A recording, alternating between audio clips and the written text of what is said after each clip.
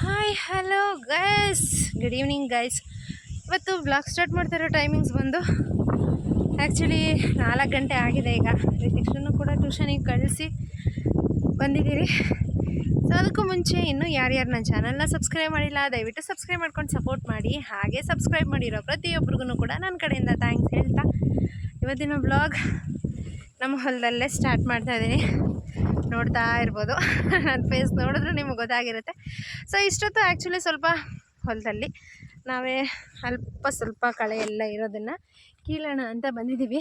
So ಇಲ್ಲಿ ನೋಡ್ತಾ ಇರ್ಬೋದು, ಈ ಥರ ನೀರು ಹಾಕಿ ಹಿಂಗೆ ನೆನೆಸಿಟ್ಟಿದ್ದೀವಿ. ನೆನ್ನೆ ಎಲ್ಲ ಚೆನ್ನಾಗಿ ಲೋಕಿ ನೀರು ಬಿಟ್ಟಿದ್ದಾನೆ. ಈಗ ಸ್ವಲ್ಪ ಆಲ್ರೆಡಿ ಒಂದು ರೌಂಡು ಕಳೆ ಎಲ್ಲ ಕಿತ್ಸಿದ್ದೀವಿ. ಇನ್ನು ಈಗ ಮತ್ತೆ ಬಿಟ್ಟಿರೋ ಕಳೆನ ಕೀಳೋಣ ಅಂತ ಬಂದಿದ್ದೀವಿ. ಇವತ್ತು ಹೊಲದಲ್ಲಿ ಏನಪ್ಪ ವ್ಲಾಗ್ ಸ್ಟಾರ್ಟ್ ಮಾಡ್ತಾಯಿದ್ದೀನಿ ಅಂದರೆ ಗೈಸ್, ಎಲ್ಲರಿಗೂ ಅಲ್ಲ, ಕೆಲವೊಬ್ರಿಗಷ್ಟೇ. ಆಮೇಲೆ ದಯವಿಟ್ಟು ಯಾರು ಎಲ್ಲ ತಪ್ಪಾಗಿ ತಿಳ್ಕೊಬೇಡಿ. ಸೊ ಈ ಥರ ಸಣ್ಣದು ಕಳೆ ಎಲ್ಲ ಇದೆ, ಅದನ್ನೆಲ್ಲ ಕೀಳೋಣ ಅಂತ ಹೇಳಿ ನಾನು ಲೋಕಿ ಬಂದಿದ್ದೀನಿ. ಯಾಕೆ ಎಲ್ರಿಗೂ ಅಲ್ಲ ಕೆಲವೊಬ್ರಿಗೆ ಮಾತ್ರ ಅಂತ ಹೇಳಿದೆ ಅಂದರೆ, ತುಂಬ ಜನ ಅಂದರೆ ಗೊತ್ತಿರೋರೆ, ನೈಬರ್ಸ್ ಆಗಿರ್ಬೋದು ಅಥವಾ ರಿಲೇಷನ್ಸು. ಸೊ ಎಲ್ಲ ಯಾವ ಥರ ಅಂತ ಹೇಳಿದ್ರೆ, ಏನೋ ಒಂದು ಈ ಗಂಡ ಹೆಂಡತಿ ಒಂದು ಅಂಡರ್ಸ್ಟ್ಯಾಂಡಿಂಗಲ್ಲಿ ಇದ್ದು ಏನಾದರೂ ಒಂದು ತಗೊಳ್ತಾರೆ ಅಂತ ಹೇಳಿದ್ರೆ ಅವ್ರಿಗೆ ಸಪೋರ್ಟ್ ಮಾಡೋರೆ ತುಂಬ ಕಡಿಮೆ ಅಂತ ಹೇಳ್ಬೋದು. ತಗೊಂಡಿದ್ದಾರೆ ಅಂತ ಏನಾದರೂ ಗೊತ್ತಾಯಿತು ಅಂದರೆ ಗೈಸ್, ಅಯ್ಯೋ ಚೆನ್ನಾಗಿ ಏನೋ ಅವರೊಂದು ಅಂಡರ್ಸ್ಟ್ಯಾಂಡಿಂಗಲ್ಲಿ ಚೆನ್ನಾಗಿ ದುಡಿತಾ ಇದ್ದಾರೆ, ದುಡಿಲಿ. ಈ ಥರ ಎಲ್ಲ ಕಷ್ಟಪಟ್ಟು ತೊಗೊಳ್ತಾ ಇದ್ದಾರೆ ಅಂತ ಹೇಳಿದ್ರೆ ಒಂದು ಅಪ್ರಿಸಿಯೇಷನ್ ಮಾಡೋಣ ಅನ್ನೋರು ಯಾರೂ ಇರಲ್ಲ. ನನ್ನ ಪ್ರಕಾರ ಗಂಡ ಹೆಂಡತಿ ಅಂತ ಹೇಳಿದ್ರೆ ಇಬ್ರಿಗೂ ಒಬ್ರಿಗೊಬ್ರು ಎಲ್ಲದರಲ್ಲೂ ಆಗಬೇಕು. ಈ ಕಡೆ ಎಲ್ಲ ಸುಖದಲ್ಲೂ ಇರಬಾರ್ದು, ಎಲ್ಲ ಏನಂತಾರೆ ಬೇಕಾಗಿದ್ದು ಮಾತ್ರ ಕೊಡಿಸ್ಕೊಂಡು ಬಿಟ್ಟು ಹೋಗಬಾರ್ದು. ಆ ಥರದ್ರಲ್ಲಿ ಯಾವುದ್ರಲ್ಲೂ ಇರಬಾರ್ದು. ಇಬ್ರಿಗೂ ಒಬ್ರಿಗೊಬ್ರು ಕೋಆರ್ಡಿನೇಷನಲ್ಲಾಗಿದ್ದರೆ ಅಷ್ಟೇ ಲೈಫು ಒಂದು ಸ್ವಲ್ಪ ಜಾಲಿಯಾಗಿರೋದು.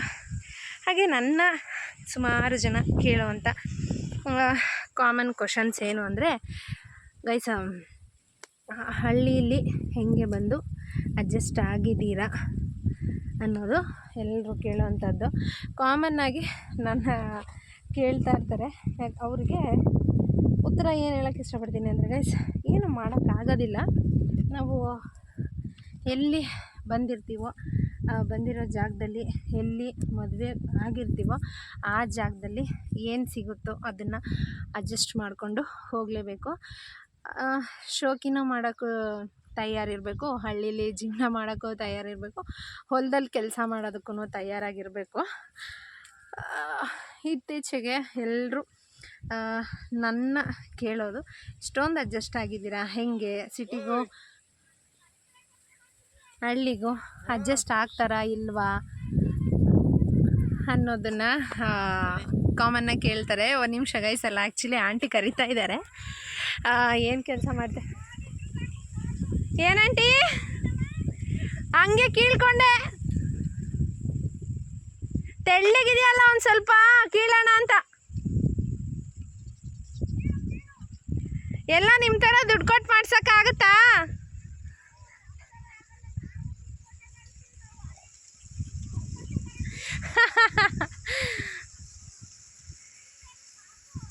ಪಾಪು ಬೆಂಗಳೂರಲ್ಲಿದ್ದಾನೆ ಆಂಟಿ.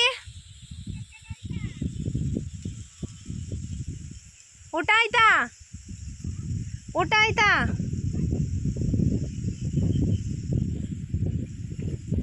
ಸೊ ಆಂಟಿ ಆ್ಯಕ್ಚುಲಿ ರೇಗಿಸ್ತಾ ಇದ್ದಾರೆ ನಮ್ಮ ಮನೆಯವ್ರನ್ನ.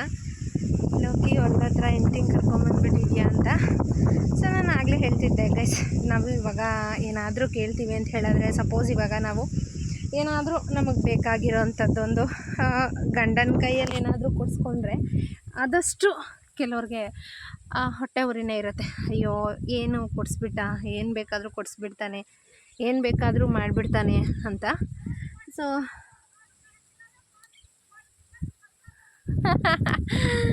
ಆಂಟಿ ರೇಗಿಸ್ತಾ ಇದ್ದಾರೆ ಗೈಸ್ ಅಲ್ಲಿ ನನಗೆ. ಆ್ಯಕ್ಚುಲಿ ಯಾಕೆ ಕೊಡಿಸಲ್ಲ ಹೇಳಿ, ಎಲ್ಲದರಲ್ಲೂ ನಾವು ಅವ್ರಿಗೆ ಸ್ಪೋರ್ಟಿವ್ ಆಗಿದ್ದರೆ ಅವರು ಕೂಡ ನಮಗೂ ಸ್ಪೋರ್ಟಿವ್ ಆಗಿರ್ತಾರೆ ಅಂತ ಅನಿಸುತ್ತೆ ನನಗೆ. ಈಗ ಮಾಡೋದೇ ನಮಗೋಸ್ಕರ ಅಂತ ಅಂದಮೇಲೆ ನಮಗೆ ಕೊಡಿಸೋದ್ರಲ್ಲಿ ಏನೂ ತಪ್ಪಿಲ್ಲ. ಅದರಲ್ಲೂ ಬೇರೆ ಕೆಲವರು ಅಯ್ಯೋ ಕೊಡಿಸ್ತಾನೆ ನಾವು ಮಾಡೋದು ಅವ್ರಿಗೆ ಯಾರಿಗೂ ಕಣ್ಣಿಗೆ ಕಾಣಿಸಲ್ಲ ಅನಿಸುತ್ತೆ. ಬಟ್ ಅಂಥವ್ರಿಗೆ ಯಾರೂ ತಲೆ ಕೆಡಿಸ್ಕೊಳಕ್ಕೆ ಹೋಗಬಾರ್ದು. ಯಾಕೆಂತ ಹೇಳಿದ್ರೆ ನಾವು ಮಾಡ್ತೀವಿ ಅಂತ ಅನ್ನೋದನ್ನು ಅವರಿಗೆ ತೋರಿಸ್ಬೇಕು ಅನ್ನೋದು ನನ್ನ ಅನಿಸಿಕೆ ಪ್ರಕಾರ. ಅವ್ರಿಗೆ ತೋರಿಸ್ಲೇಬೇಕು, ಅವ್ರಿಗೆ ತೋರಿಸಿ ನಾವು ಕೊಡಿಸ್ಕೋಬೇಕು ಅನ್ನೋ ನೆಸೆಸಿಟಿ ನಮಗೇನು ಇರಲ್ಲ. ನಮಗೆ ಬೇಕಾಗಿರೋದೇನೋ ಸೊ ಗಂಡ ಹೆಂಡತಿಗಾದರೆ ಸಾಕು, ಹೆಂಡತಿ ಗಂಡಂಗಾದರೆ ಅಷ್ಟು ಸಾಕು ಅಂತ ಅನಿಸುತ್ತೆ. ಸುಮ್ಮನೆ ನೋಡ್ಕೊಂಬರೋಣ ಅಂತ ಬಂದಿದ್ದು. ಬಟ್ ಸಣ್ಣ ಪುಟ್ಟದ್ದು ಏನೇನಿದೆ ಅದೆಲ್ಲ ಅರ್ಧ ಆಲ್ರೆಡಿ ಲೋಕಿನ ಕಿತ್ತಿ ಹೋಗಿದ್ದ. ಸೊ ಇನ್ನೊಂದು ಸ್ವಲ್ಪ ಇದೆ ಅಂತ ನೋಡಿ ನನ್ನ ಕೈಯೆಲ್ಲನೇ ಹೆಂಗೆ ಮಾಡಿಸ್ತಿದ್ದಾರೆ. ಈ ಶುಂಠಿ ದುಡ್ಡೆಲ್ಲ ನನಗೆ ಕೊಟ್ಬಿಡ್ತಾರಂತೆ. ಈ ಸತಿ ಬರೋ ದುಡ್ಡೆಲ್ಲ ನನಗೆ ಕೊಡ್ತೀಯ ಲೋಕಿ? ಹಾಂ, ಹೇಳ್ತಿರ್ತಾರಲ್ಲ, ಅಯ್ಯೋ ಲೋಕಿ ಎಲ್ಲ ಕೊಡಿಸ್ತಾನೆ, ಎಲ್ಲ ಮಾಡ್ತಾರೆ ಅಂತ ಹೇಳ್ತಾರಲ್ಲ. ಇವಾಗ ನಾನು ಬಂದು ಮಾಡ್ತಾ ಇದ್ದೀನಲ್ಲ, ನನಗೆ ಕೊಡ್ಸಲ್ವಾ? ಹಾಂ ನೋಡಿ ಗೈಸ್, ಬರೀ ಡೈಲಾಗ್ ಅಷ್ಟೇ, ಏನಿಲ್ಲ. ಸೊ ಕೊಡಿಸ್ತಾರೆ. ಬಟ್ ನಾವು ಚೆನ್ನಾಗಿದ್ರು ಹೊರಗಡೆ ಅವರು ಏನಂತಾರೆ ಅದನ್ನು ಸಹಿಸ್ಕೊಳೋದಿಲ್ಲ. ಸೊ ಆಲ್ಮೋಸ್ಟ್ ಇನ್ನೊಂದು 5ರಿಂದ 6 ಸಾಲಿದೆ ಅಷ್ಟೇ. ಸೊ 5ರಿಂದ 6 ಸಾಲು ಇದನ್ನೆಲ್ಲ ಕಿತ್ಬಿಟ್ರೆ ಕಳೆ ಕಿತ್ತಿದ್ದು ಮುಗಿಯುತ್ತೆ. ನಾನು ಅನ್ನೋದು ಯಾವುದೇ ವಿಚಾರದಲ್ಲೂ ಅಷ್ಟೇ, ನಾವು ಒಬ್ರನ್ನೊಬ್ರನ್ನ ಅರ್ಥ ಮಾಡ್ಕೊಂಡು ಬಾಳಿದ್ರೆ ಸೊ ಯಾವುದು ಏನು ತೊಂದರೆ ಆಗಲ್ಲ. ನಾನು ಸಿಟೀಲಿ ಇದ್ಬಿಟ್ಟಿದ್ದೀನಿ, ನಾನು ಹಳ್ಳೀಲಿ ಮಾಡಲ್ಲ, ಅದೆಲ್ಲ ಈಗಿಲ್ಲ. ನನ್ನ ಪ್ರಕಾರ ಏನು ಅನಿಸುತ್ತೆ ಅಂದರೆ, ಕೆಲವರು ಹಳ್ಳೀಲಿ ಹುಟ್ಟಿ ಹಳ್ಳೀಲಿ ಬೆಳೆದಿರೋರು, ಎಲ್ಲರೂ ಅಲ್ಲ, ಕೆಲವರು ಮಾತ್ರ ಪಾಪ ಹಳ್ಳೀಲೂ ಕಷ್ಟಪಡೋರು ತುಂಬ ಜನನೇ ಇದ್ದಾರೆ. ಎಷ್ಟೊಂದು ಕಷ್ಟಪಡೋರ ಮಧ್ಯೆ ಕೆಲವ್ರು ಮಾತ್ರ ಇಲ್ಲೇ ಹುಟ್ಟಿ ಇಲ್ಲೇ ಬೆಳೆದಿದ್ರು ಕೂಡ ಮದುವೆ ಆದಮೇಲೆ ಸ್ವಲ್ಪ ಚೆನ್ನಾಗಿರೋ ಮನೆ ಸಿಕ್ಕಿದ್ರೂ ಕೂಡ ನಿಜವಾಗ್ಲೂ ಹುಡ್ದಾಗಿಂದನೇ ಟಾಟಾ ಬಿರ್ಲಾ ಮಗಳು ಅನ್ನೋ ರೇಂಜಿಗೆ ಆಡೋರನ್ನ ನಾನು ನೋಡಿದ್ದೀನಿ. ನಮ್ಮೂರಲ್ಲೂ ಇದ್ದಾರೆ. ಫಸ್ಟೆಲ್ಲ ಅವ್ರ ಮನೆಗಳಲ್ಲಿ ತಿನ್ನೋಕ್ಕೂ ಇರಲಿಲ್ವಂತೆ, ಬಟ್ ಅದನ್ನು ನಾನು ನೋಡಿಲ್ಲ, ಹೇಳಿರೋರು. ಹಂಗಂತ ಈಗೇನು ತುಂಬ ಚೆನ್ನಾಗಿದ್ದಾರೆ ಅಂತಲ್ಲ, ಆ ಥರ ತಿನ್ನೋಕ್ಕೂ ಇಲ್ದಿದ್ದವರು ಈಗ ಅಟ್ಲೀಸ್ಟ್ ದೇವ್ರು ಚೆನ್ನಾಗಿ ಕೊಟ್ಟಿದ್ದಾನೆ ಅಂತಂದ್ರೂ ಕೂಡ ಅದನ್ನೇನೋ ಒಂಥರ ತಿರಸ್ಕಾರ ಮಾಡೋ ಥರ ಇದ್ದಾರೆ. ಹಾಗೆ ಕಾಲ್ ಬಂತು, ಅಕ್ಕ ಕಾಲ್ ಮಾಡಿದ್ಲು. ಆ್ಯಕ್ಚುಲಿ ಅಕ್ಕನ ಹತ್ರ ಮಾತಾಡ್ತಾ ಇದ್ದೆ. ಇನ್ನು ನಾನು ಆಗಲೇ ಹೇಳ್ತಾ ಇದ್ದೆ, ಇಲ್ಲಿರೋರೇ ತುಂಬ ಜನ ಚೇಂಜ್ ಆಗಿಬಿಟ್ಟಿರೋರಿದ್ದಾರೆ ಅಂತ. ಸೊ ಅದು ಅವ್ರ ಇಷ್ಟ, ನಾವು ಹೇಳೋದಕ್ಕಾಗಲ್ಲ. ಬಟ್ ನಾವೇನೋ ನಮ್ಮನೆತನ ಏನೋ ಅನ್ನೋದನ್ನು ನಮಗೆ ಗೊತ್ತಿರುತ್ತೆ. ಸೊ ನಮಗೆ ಗೊತ್ತಿದ್ರೆ ಸಾಕು, ನಮ್ಗೆ ಆ ಥರ ಆಡಂಬರ ಶೋಕಿ ಜೀವನ ಬೇಡ. ಸೊ ಆ ಥರ ಎಲ್ಲ ಅಂದ್ಕೊಂಡಿದ್ದಿದ್ರೆ ಇವತ್ತು ಇಷ್ಟೊಂದು ಎತ್ತಿರಲಿಲ್ಲ. 4 ಜನದ ಮುಂದೆ ಚೆನ್ನಾಗಿರಬೇಕು ಅಂತ ಹೇಳಿದ್ರೆ ಎಲ್ಲ ಕಲಿಬೇಕು, ಎಲ್ಲದರಲ್ಲೂ ಅಡ್ಜಸ್ಟ್ ಆಗಬೇಕು, ಎಲ್ಲದರಲ್ಲೂ ಕೂಡ ಅರ್ಥ ಮಾಡಿಕೊಂಡು ಬಾಳಿದ್ರೇ ನಿಜವಾದ ಹೆಣ್ಣು ಅಂತ ಅನಿಸುತ್ತೆ. ಪ್ರತಿ ಹೆಜ್ಜೆಯಲ್ಲೂ ಬರೀ ಗಂಡನಿಗೆ ಮಾತ್ರ ಅಲ್ಲ, ತಂದೆ ತಾಯಿಗೆ ಆಗಿರ್ಬೋದು, ಅಥವಾ ಗಂಡನಿಗೆ ಆಗಿರ್ಬೋದು, ಮಕ್ಕಳಿಗೆ ಆಗಿರ್ಬೋದು, ನಾವು ಪೇರೆಂಟ್ ಆದಮೇಲೇ ನಮಗೆ ಒಂದಷ್ಟು ಎಕ್ಸ್ಪೀರಿಯನ್ಸ್ಗಳು ಆಗ್ತಾ ಇರೋದು. ಮಾಡಲೇಬೇಕು. ಸೊ ಮುಂಚೆ ಎಲ್ಲ ಮೇ ಬಿ ನೀರು ನಿನ್ಸಕ್ಕ, ಹಾಂ ಬೇರೆ ಕಡೆ ತಿರುಗಿಸ್ತೀಯಾ? ಹಾಂ. ಸೊ ನಮ್ಮ ಮನೆಯವ್ರು ಆ್ಯಕ್ಚುಲಿ ಆ ಕಡೆ ನೀರು ಬೇರೆ ಕಡೆ ಚೇಂಜ್ ಮಾಡ್ತೀನಿ ಕೇಳ್ತಾಯಿರು ಅಂತ ಹೇಳಿದ್ರು. ಸೊ ಒಬ್ರಿಗೊಬ್ರು ಎಲ್ಲ ವಿಚಾರದಲ್ಲೂ ಆದರೆ ನಿಜವಾಗ್ಲೂ ಇರುತ್ತೆ. ಬಟ್ ಮದುವೆಗೆ ಮುಂಚೆ ಅಫ್ಕೋರ್ಸ್ ಎಲ್ಲರೂ ಕೂಡ ಒಂದು ಸ್ವಲ್ಪ ಈಗೋ ಇರ್ತೀವಿ. ಅರ್ಥ ಮಾಡ್ಕೊಳೋದು ಒಬ್ರಿಗೊಬ್ರು ಕಷ್ಟ ಇರುತ್ತೆ. ಅರ್ಥ ಮಾಡ್ಕೊಳೋದಕ್ಕೂ ಟೈಮು ಕೊಡಬೇಕು. ಕೆಲವರು ಹೆಂಗೆ ಅಂದರೆ, ಮದುವೆ ಆಗಿದ ತಕ್ಷಣ ಸೊಸೆ ಅಂದರೆ ಈ ಥರ ಇರಬೇಕು, ಹಿಂಗೆ ಇರಬೇಕು ಅಂತ ಹೇಳ್ತಾರೆ. ಆ ಥರ ಹಠ ಅಂತಾರೆ. ಒಂದು ಕಡೆ ಏನಂತಾರೆ, ಅದೇ ಥರ ಇರಬೇಕು ಅಂತ ಹೇಳಿ ರೂಲ್ಸ್ ಮಾಡೋಕ್ಕೆ ಹೋದಾಗ ತುಂಬ ಜನದ ಮನೇಲಿ ಬೇರೆ ಹೋಗ್ತೀನಿ ಅಂತ ಹೋಗ್ತಾರೆ, ಅಥವಾ ಜಗಳ, ನನಗೆ ಅಡ್ಜಸ್ಟ್ ಆಗಲ್ಲ ಅಂತ ಇರೋದು ಕಷ್ಟ, ಈ ಥರ ಎಲ್ಲ ನಡೀತಾ ಇರುತ್ತೆ. ಸೊ ಆ ಥರ ಎಲ್ಲ ಮಾಡ್ಕೊಂಡು ಹೋಗೋದಕ್ಕಿಂತ ಎಷ್ಟೇ ಇದಾದ್ರೂ ಏನೇ ಆದರೂ ನೋಡೋಣ ಎಷ್ಟು ದಿನಕ್ಕೆ ಚೇಂಜ್ ಆಗ್ತಾರೆ. ಸೊ ಒಂದಲ್ಲ ಒಂದು ದಿವಸ ಅವ್ರ ತಾನೇ ಅವ್ರ ಸಂಸಾರ ಅಂತ ಚೆನ್ನಾಗಾದಾಗ ಅವರು ಕೂಡ ಚೇಂಜ್ ಆಗ್ತಾರೆ ಅನ್ನೋದನ್ನು ಅವ್ರಿಗೆ ಬಿಟ್ಬಿಡ್ಬೇಕು. ಇವಾಗ ಮುಂಚೆ ಎಲ್ಲ ನಾವು ಕೂಡ ನಮಗೆ ಅಂತ ನಮ್ಮದು ಏನಂತಾರೆ, ನಮಗೆ ನಮ್ಮ ಫ್ಯಾಮಿಲಿ ಅನ್ನೋದು ಇನ್ನೂ ಒಂದು ಆಗಿರಲಿಲ್ಲ. ಸೊ ಅಡ್ಜಸ್ಟ್ ಆಗೋದು ಕಷ್ಟ ಆಗುತ್ತೆ. ಈ ಥರ ಎಲ್ಲ ಇದ್ದಾಗ ನಮಗೂ ಕೂಡ ಸ್ವಲ್ಪ ಟೈಮ್ ತೊಗೊಳುತ್ತಲ್ವ ಇಲ್ಲಿಗೆ ಬಂದು ಅಡ್ಜಸ್ಟ್ ಆಗೋದಕ್ಕೆ. ಸೊ ನಾನು ಪ್ರತಿಯೊಬ್ರಿಗೂ ಏನು ಹೇಳೋಕ್ಕೆ ಇಷ್ಟಪಡ್ತೀನಿ ಅಂದರೆ, ದಯವಿಟ್ಟು ಅವ್ರಿಗೆ ಅವ್ರದ್ದೇ ಆದಂಥ ಟೈಮ್ ಕೊಡಿ. ಸೊ ಅವ್ರದ್ದೇ ಆದಂಥ ಟೈಮ್ ಕೊಟ್ಟು ಅವ್ರನ್ನೇ ಚೆನ್ನಾಗಿರೋಕ್ಕೆ ಬಿಟ್ಟರೆ ನನ್ನ ಪ್ರಕಾರ ಯಾವುದೇ ಅಷ್ಟೇ ಕೇಸಸ್ಸು ಡಿವೋರ್ಸ್ವರೆಗೂ ಹೋಗಲ್ಲ, ಅಥವಾ ಏನಂತಾರೆ ಬಿಟ್ಟು ಹೋಗೋ ಮಾತು ಇರಲ್ಲ ಅಂತ ಜಗಳ ಆಡೋದು ಬರಲ್ಲ, ಏನೂ ಇಲ್ಲ. ಅಂಥವ್ರ ಮಧ್ಯೆ ಎಲ್ಲ ಸ್ವಲ್ಪನಾದರೂ ಟೈಮ್ ಕೊಡಬೇಕು ಗೈಸ್, ಇಲ್ಲ ಅಂದರೆ ಅರ್ಥ ಮಾಡ್ಕೊಳೋದು ಕಷ್ಟ. ಸೊ ಈ ಮುಳ್ಳಿ ಕಾಂಗ್ರೆಸ್ ಗಿಡದಂತೂ ಕೀಳೋಕ್ಕೆ ಕಷ್ಟ ಆಗುತ್ತೆ. ಅದೆಷ್ಟು ಕಿತ್ರೂ ಶಕ್ತಿ ಬಿಟ್ಟು ಕೇಳಬೇಕು. ಈ ಥರ ಕಾಂಗ್ರೆಸ್ ಗಿಡಗಳೆಲ್ಲ ಇದ್ದರೆ ಕಷ್ಟ. ನಾನು ಆ್ಯಕ್ಚುಲಿ ಮುಂಚೆ ಎಲ್ಲ ಬೆಂಗಳೂರಿಂದ ಬಂದು ಇಲ್ಲಿ ಹಳ್ಳಿಗೆ ಹೊಸ್ದಾಗಿ ಅಡ್ಜಸ್ಟ್ ಆಗೋಕ್ಕೆ ತುಂಬ ಅಂದರೆ ತುಂಬಾ ಟೈಮ್ ತೊಗೊಂಡಿದ್ದೀನಿ. ಬಟ್ ಅದಾದಮೇಲೆ ಈಗ ಚೇಂಜ್ ಆಗಿದ್ದೀನಿ.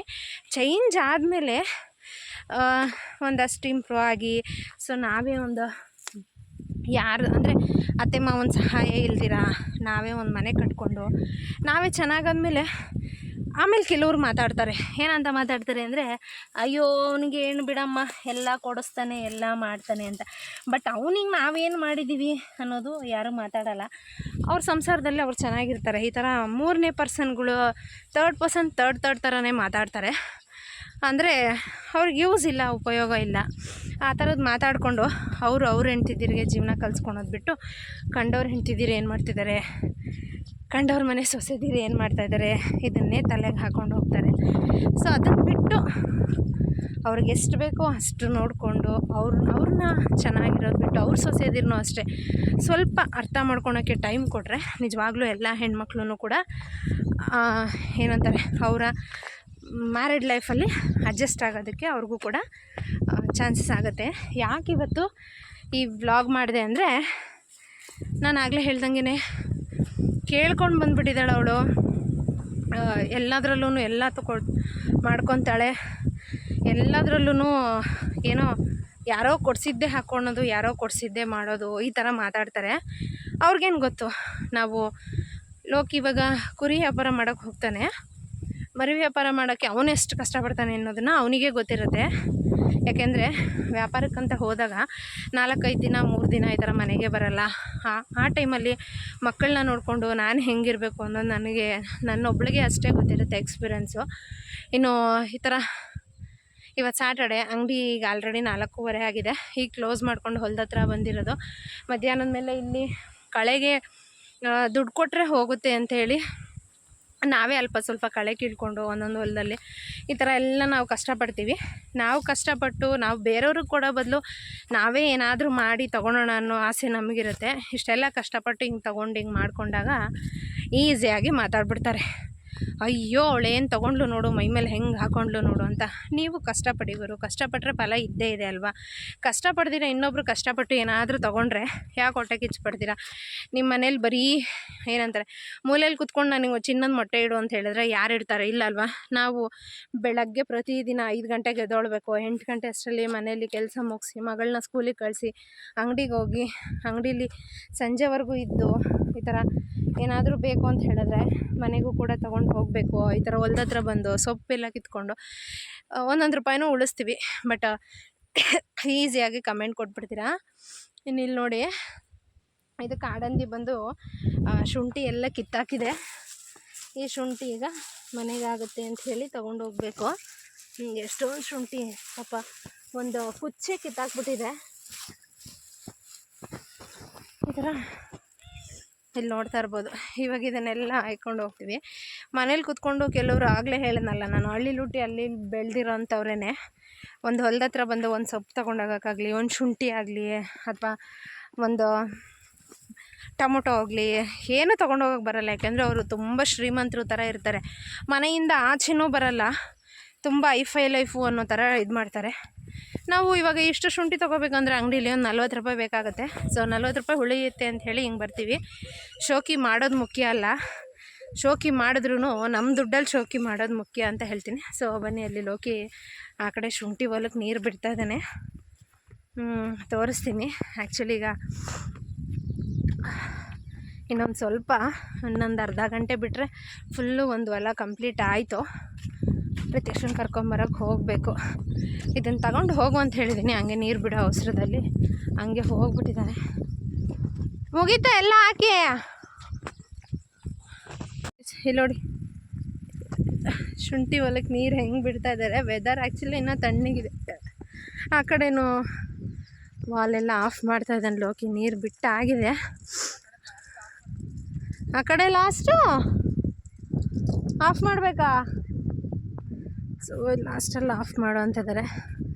ಸೊ ನನ್ನ ಪ್ರಕಾರ ಗಂಡ ಹೆಂಡತಿ ಒಂದು ಅಂಡರ್ಸ್ಟ್ಯಾಂಡಿಂಗಲ್ಲಿದ್ದರೆ ಏನು ಬೇಕಾದರೂ ಗೆಲ್ಬೋದು ಗೈಸ್. ಸೊ ಹೊಲಕ್ಕೆಲ್ಲ ನೀರು ಬಿಟ್ಟಾಯ್ತು. ಈ ಕಡೆ ಎಲ್ಲ ಇವಾಗ ಕಂಪ್ಲೀಟ್ ಆಫ್ ಮಾಡಿದ್ದಾರೆ. ಅಲ್ಲಿ ನೋಡ್ತಾ ಇರ್ಬೋದು ಆ ಕಡೆ ಹೊಲ ಆನ್ ಮಾಡಿ ಏನದೊಂದು ಪಟ್ಟಿ ನಿಲ್ಲಿಸಿದ್ರೆ ಮುಗೀತಾ. ಮತ್ತು ಆಫ್ ಮಾಡು ಅಂತ ಹೇಳ್ದೆ. ಈ ಕಡೆ ಎಲ್ಲ ಈ ಶುಂಠಿ ತಗೊಂಡು ಬಾ ಅಂತ ಹೇಳ್ದೆ ತಾನೇ. ತಗ ಅದನ್ನು ಮುರಿದಾಕ್ಬಿಟ್ಟಿದ್ರೆ ಹಂಗೆ ತೊಗೊಂಡು ಹೋಗ್ಬೋದು. ಇದು ಇಷ್ಟು ನೆನೆಸಿದ್ರೆ ಮುಗೀತಲ್ವಾ?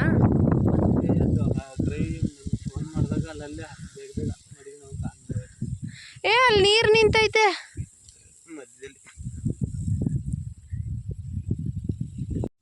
ಈಗ ಹೊಲ್ದ ಹತ್ರ ಕಳೆ ಎಲ್ಲ ಕಿತ್ತು ಇಲ್ಲಿ ಪಕ್ಕದಲ್ಲಿ ಆಂಟಿ ಆ್ಯಕ್ಚುಲಿ ಒಂದು ಸ್ವಲ್ಪ ಬೀನ್ಸ್ ಕುಯ್ತಾ ಇದ್ದಾರೆ ಆಲೂಗಡ್ಡೆಗೆ ನೀರು ಬಿಟ್ಕೊಂಡು. ಸೊ ಆಂಟಿ ಹತ್ರ ಒಂಚೂರು ಆಲ್ರೆಡಿ ಬೀನ್ಸ್ ಎಲ್ಲ ಕಿತ್ತು ಆಂಟಿ ಪಾಪ ಚೀಲಕ್ಕೆ ಹಾಕಿ ಇಟ್ಟಿದ್ದಾರೆ. ಸೊ ಆಂಟಿ ಹತ್ರ ಒಂದು ಸ್ವಲ್ಪ ಕೇಳಿ ಇಸ್ಕೊಂಡು ಹೋಗೋಣ ಏನಂತಾರೆ ಅಂತ ಗೊತ್ತಿಲ್ಲ. ಹಳ್ಳಿ ಕಡೆ ಇದೆಲ್ಲ ಕಾಮನ್ ಆ್ಯಕ್ಚುಲಿ ಕೇಳೋದು. ಅವ್ರು ಏನಂತಾರೆ ಅಂತ ಗೊತ್ತಿಲ್ಲ. ನಾನು ಹೆಂಗೆ ಕರಿತೀನಿ ನೋಡ್ತಾ ಇರಿ ಹಂಗೆ. ಶಿವಕ್ಕ ಒಂದು ಸ್ವಲ್ಪ ಬೀನ್ಸ್ ಕೊಡಿ. ಅವ್ರನ್ನ ಕೇಳ್ತೀನಿ. ಪಾಪ ಅವರು ಕಷ್ಟಪಟ್ಟು ಕಿತ್ತಿಟ್ಟಿದ್ದಾರೆ. ಅವ್ರನ್ನ ಕೇಳ್ದಿರ ತೊಗೊಳೋದು ಸರಿ ಇಲ್ಲ. ಅವ್ರು ಕೊಟ್ಟರೆ ಕೊಡ್ಬೋದು, ಬಿಟ್ಟರೆ ಬಿಡ್ಬೋದು. ಅಲ್ಲಿ ನೋಡ್ತಾ ಇರ್ಬೋದು ಅಲ್ಲಿ ಏನೋ ಪಾಪ ಆಲೂಗಡ್ಡೆಗೆ ನೀರು ಬಿಡ್ತಾ ಇದ್ದಾರೆ. ಕೇಳಿ ತೊಗೊಳೋಣ ಅಲ್ವಾ?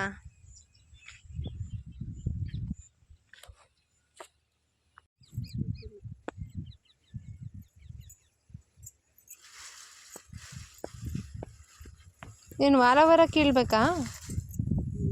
ವಾರ ವಾರ ಕೀಳ್ಬೇಕು. ಎಲ್ಲ ಅರ್ಧ ಸಾಲಿಂದ ಆಚೆ ಯಾರು ಕಿತ್ಕೊಂಡು ಹೋಗ್ಬಿಟ್ಟು ಇಲ್ಲೇ ಇರ್ತೀರ? ಯಾರು ಕಿತ್ಕೋತಾರೆ? ಯಾರಂದ್ರೆ ನೋಡ್ಕೊಂಡಿರ್ತೀವ.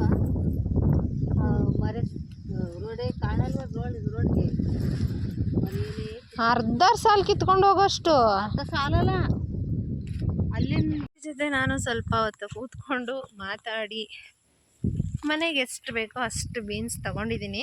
ಇಲ್ಲಿ ನೋಡ್ತಿರ್ಬೋದು. ಸಾಕು, ಇಬ್ಬರು ಇರೋದಲ್ವ ನಮಗೆ ಏನೆಷ್ಟು ಸಾಕು ಅಂತ ಅನಿಸುತ್ತೆ.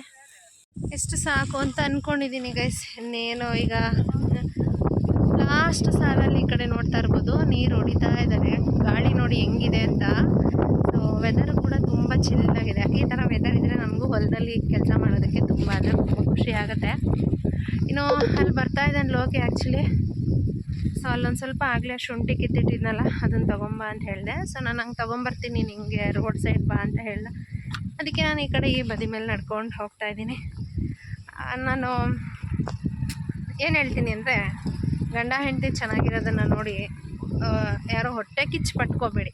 ಚೆನ್ನಾಗಿದ್ದರೆ ಚೆನ್ನಾಗಿರಿ ಅಂತ ಹರಿಸಿ, ಚೆನ್ನಾಗಿಲ್ದಿದ್ದವ್ರನ್ನ ಚೆನ್ನಾಗಿ ಮಾಡಿ, ಚೆನ್ನಾಗಿರೋರನ್ನ ನೋಡಿ ಖುಷಿ ಪಡಿ. ಅದು ಬಿಟ್ಬಿಟ್ಟು ಅವ್ನು ಕೊಡಿಸ್ಬಿಟ್ಟ, ಅವ್ನು ಅದು ಮಾಡ್ದೆ, ಅವ್ನು ಹೆಂಡ್ತಿಗೆಲ್ಲ ಕೊಡಿಸ್ತಾನೆ, ಹೆಂಡ್ತಿ ಗುಲಾಮ, ಈ ಥರ ಎಲ್ಲ ಮಾತಾಡ್ತೀರ. ಸೊ ಆ ಥರ ಮಾತಾಡೋರು ಆಲ್ಮೋಸ್ಟ್ ನೀವು ಏನಂತಾರೆ ಅದೇ ಥರ ಇರ್ತೀರ ಅಷ್ಟೇ. ಚೇಂಜ್ ಆಗಿ ಸ್ವಲ್ಪ. ಜನ್ರೇಷನ್ಸ್ ಅಂತೂ ತುಂಬಾ ಮುಂದೆ ಹೋಗಿದೆ. ನೀವು ಕೂಡ ಚೇಂಜ್ ಆಗಿ ನೋಡೋಣ. ಈ ವರ್ಷ ಶುಂಠಿ ದುಡ್ಡಲ್ಲಿ ಲೋಕಿ ಏನು ಕೊಡಿಸ್ತಾರೆ ನೋಡೋಣ. ಫಸ್ಟು ಸುಮ್ಮನೆ ಹಂಗೆ ಕೇಳ್ತೀನಿ ಅಷ್ಟೇ. ಗೊತ್ತಿರೋ ಹೆಣ್ಮಕ್ಳು ಯಾರೂ ಹಂಗೆ ಕೇಳಲ್ಲ. ಯಾಕೆ ಅಂತ ಹೇಳಿದ್ರೆ ನಮಗೂ ಗೊತ್ತಿರುತ್ತಲ್ವ, ಮನೆಯದೇ ಇವಾಗ ಸಿಕ್ಕಾಪಟ್ಟೆ ಸಾಲ ಇದೆ. ಆ ಸಾಲ ಇಟ್ಕೊಂಡು ನಾವೇನಾದರೂ ಕೇಳ್ತೀವ? ಇಲ್ಲ, ಖಂಡಿತ ಏನೂ ಕೊಡಿಸ್ಕೊಳಲ್ಲ. ಮೊದಲು ಸಾಲ ತೀರಿಸ್ಕೊತೀವಿ. ಗಂಡನ ಎಲ್ಲ ಕಷ್ಟದಲ್ಲೂ ಹೆಂಡ್ತಿದೀರು ಕೈ ಜೋಡಿಸಿ, ಹೆಂಡ್ತಿದೀರು ಒಬ್ಬರು ಎಲ್ಲ ಕಷ್ಟದಲ್ಲೂ ಸ್ಪಂದಿಸಿದ್ರೆ ನಿಜವಾಗ್ಲೂ ಗಂಡ ಎಲ್ಲ ಗೆಲ್ತಾನೆ ಅಂತ ನನ್ನ ಅಭಿಪ್ರಾಯ. ಸೊ ಇನ್ನೇನು ಲೋಕಿ ಕೂಡ ಬರ್ತಾನೆ. ನಾನು ನೆಡ್ಕೊಂಡೇ ಹೋಗೋಣ, ವ್ಲಾಗ್ ಕಂಟಿನ್ಯೂ ಮಾಡೋಣ ಅಂತ ಮಾಡ್ತಾಯಿದ್ದೀನಿ. ಎಷ್ಟು ಗಾಳಿ ಇದೆ ಅಂದರೆ ಸಿಕ್ಕಾಪಟ್ಟೆ ಗಾಳಿ ಇದೆ. ಸೊ ಈ ಗಾಳಿ ಆಲ್ರೆಡಿ ನೋಡ್ತಾ ಇರ್ಬೋದು, ಹಂಗೆ ಗಾಳಿಯಲ್ಲಿ ಹಾರ್ತಾ ಇದ್ದೀನಿ ಅನ್ನೋ ರೇಂಜಿಗಿದೆ.